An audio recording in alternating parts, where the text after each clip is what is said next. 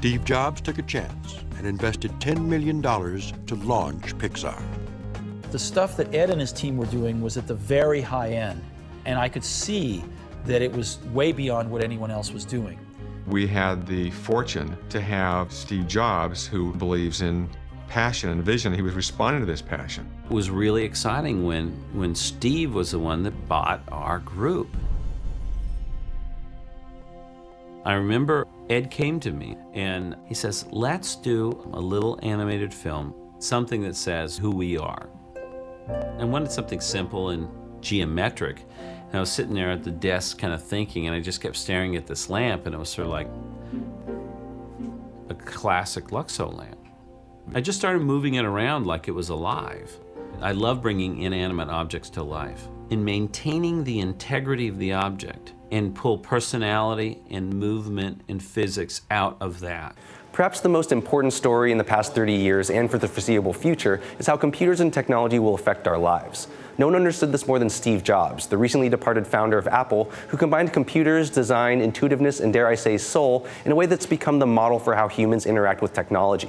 But another place Jobs did this, which he often doesn't get enough credit for, is through his involvement with Pixar, the company that pioneered the medium of digitally animated feature films, injecting them with creativity, emotion, and soul in a way that arguably made Pixar the greatest studio on the planet. And the excellent documentary, The Pixar Story, explains how it all happened.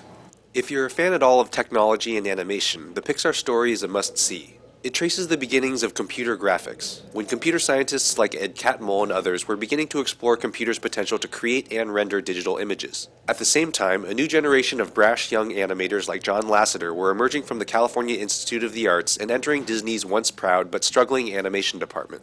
Catmull and Lasseter eventually met at Lucasfilm, where George Lucas's Star Wars films were setting the bar for special effects. But with Lucasfilm losing money, its struggling computer graphics and animation division was put up for sale. That's when Jobs, who was excited by the commercial potential for computer graphics, swooped in and invested $10 million to become the majority shareholder of the division, which was named Pixar after the computer used to render the images. With Catmull and his team working on the tech end, Lasseter was in charge of creating pieces to showcase what it could do. But Lasseter, a lifelong Disney fanatic, became convinced that the best way to do this was by creating short films with characters and stories. And while these initial experiments look primitive now, the charm and humor that would become Pixar's hallmark were already evident. It's hard to imagine now, but at the time, the idea of a feature-length animated film was considered insanity. But this was Catmull and Lasseter's dream, and they were eventually able to convince Jobs and Disney to support it based on the strength of Lasseter's Oscar-winning short film, Tin Toy, which was a precursor to Toy Story. The Pixar Story then goes into the fascinating tale of how Toy Story was made, how studio meddling initially made Woody one of the most repellent characters in movie history, how the naivete and enthusiasm of Pixar's employees made them blissfully unaware of how hard their task would be, and how many times the movie, and Pixar itself, almost got killed off, which definitely would have happened without Jobs' patronage.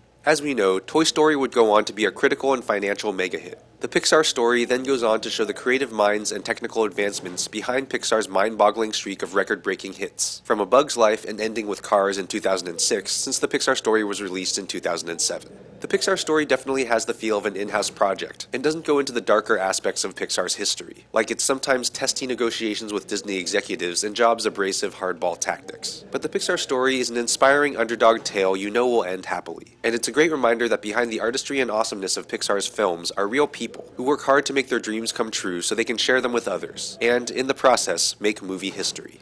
One of Steve Jobs' passions was the melding of technology and art, which can be found in the beautiful design of every Apple product. But perhaps its best expression is by support of true artists, like the people at Pixar, in their creation of true art, and Pixar's films are definitely that. If you're not a fan of Pixar films, you're either old or a damn fool, and if you are a fan, The Pixar Story is a must-see, and you can find it on Netflix Instant or free on YouTube. I'm Jonathan Kim for ReThink Reviews.